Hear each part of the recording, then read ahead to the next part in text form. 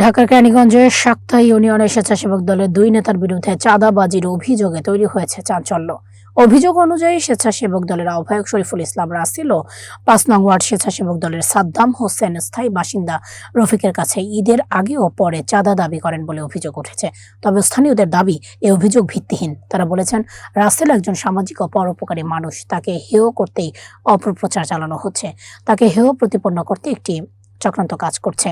রাসেল তো আমাদের মহল্লারই ছেলে, এবং এই মহল্লার উন্নয়নমূলক কাজে বলেন, মানুষের একটা প্রয়োজনের ক্ষেত্রে বলেন, রাসেলকে সবাই পায়।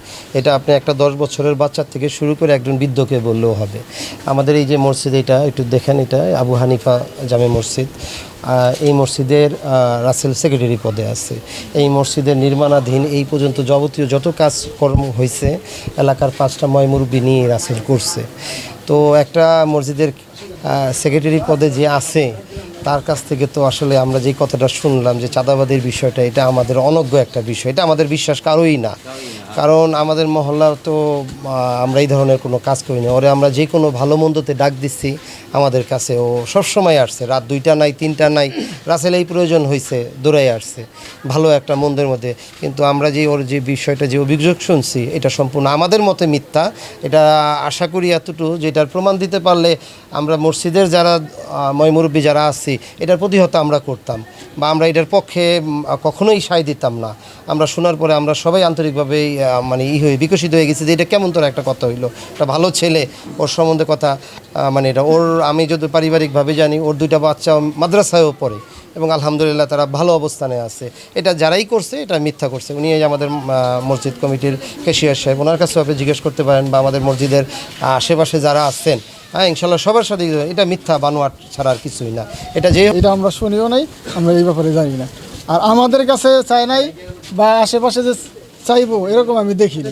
10-11 বছর যাবত বাড়ি করছি, এই মসজিদের সামনের বাড়ি আমার। তা আমার জানা মতে আমি রাসেল ভাইরে দেখিনি কখনো কারোর কাছ থেকে 10 টাকা চাঁদা চাইতে। আমার সাথে ব্যক্তিগতভাবে এরকম কোনো হয় না যে আমার কাছে তো চাই নেই।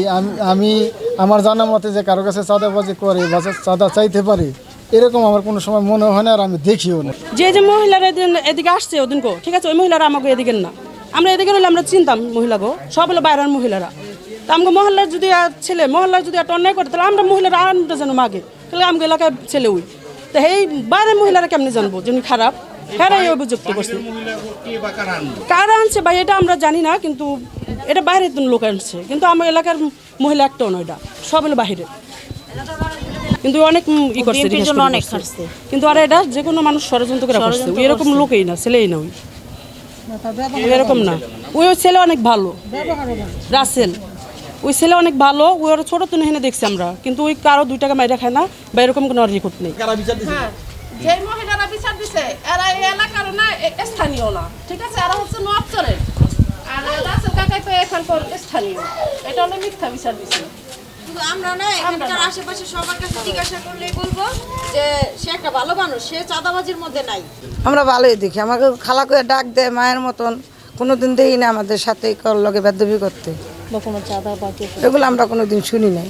উনি হলো আমাদের রাসেল ভাই, আমরা ছোটবেলা থেকে ওনাকে চিনি জানি দেখছি, উনি কোনোদিন কারো খারাপ করে নাই, উনি সবার পাশেই সবসময় দাঁড়ায়। অভিযোগকারী রফিকের বক্তব্যের জন্য তার বাসায় গেলে তিনি কথা বলতে রাজি হননি, উল্টো সাংবাদিকদের সাথে লোক ডেকে মব সৃষ্টির চেষ্টা করছেন। যদিও রফিক থানায় একটি জিডি করেছেন বলে জানা গেছে। অভিযুক্ত রাসেলের দাবি, একটি মহল পরিকল্পিতভাবে তার বিরুদ্ধে মিথ্যা প্রচার চালাচ্ছেন। তিনি সংশ্লিষ্ট কর্তৃপক্ষের কাছে সুষ্ঠু তদন্ত ও দোষীদের বিচার চান। গত 17 বছর এই আওয়ামী ফ্যাসিস্ট সরকারের বিরুদ্ধে যে আন্দোলন সংগ্রামে আলহাজ আমানুল্লাহ আমান, আমার যে প্রাণপ্রিয় নেতা, ও ব্যারিস্টার ইরফান আমান অমের নেতৃত্বে আমি সব সময় রাজপথে সক্রিয় ছিলাম। তো 5 তারিখের পর যে কোনো একটা গ্রুপ আমার এই রাজনৈতিক প্রতিহিংসা কারণে আমার নামে একটা অভিযোগ করছে যে আমি নাকি ওই ছেলের কাছে, রফিক নামে একটা ছেলে যার সাথে আমি কখনো কথাই বলি না, ওর কাছে আমি চাঁদার দাবি করছি। তো এটার কোনো উপযুক্ত প্রমাণ ডকুমেন্টস দিতে পারে নাই। এখন ও যে অভিযোগটা করছে, করার পরে ওরা এটা নিয়ে ফেসবুক অনেক নোংরামি করতেছে, যার অনেক প্রমাণ আমার কাছে আছে। তো এই কারণে আমার সামাজিক এবং রাজনৈতিক, আমি একটা মসজিদের সেক্রেটারি, সর্বদিক থেকে আমার সম্মান ক্ষুণ্ণ হয়েছে। তো আমি আমার হারানো সম্মান ফেরত পাওয়ার জন্য আমার প্রাণপ্রিয় নেতা আলহাজ আমানুল্লাহ আমার কাছে একটাই দাবি যে এই রফিকের অভিযোগটা সুষ্ঠুভাবে তদন্ত করা হোক, এবং আমি যদি অপরাধী হই আইন অনুযায়ী আমার সর্বোচ্চ বিচার করা হোক। আর যদি আমি অপরাধী না হই, যারা আমারে নিয়ে এই ষড়যন্ত্র করলো তাদের যেন সর্বোচ্চ শাস্তি হয়। চাঁদার যে অপবাদটা দিচ্ছে, তো এখানে এলাকাবাসী আছে, সবার কাছে সবাই জানে আমরা লোক হিসাবে কীরকম। তো সম্পূর্ণ বানোয়াট কথা, মিথ্যা দাবি জানাচ্ছি যে এটা সুস্থ বিচার যাতে করা হয়। চাঁদাবাজির মতো গুরুতর অভিযোগ, তাই এখন সবার নজর সংশ্লিষ্ট কর্তৃপক্ষের দিকে। তদন্তের মাধ্যমে বেরিয়ে আসবে আসল তথ্য।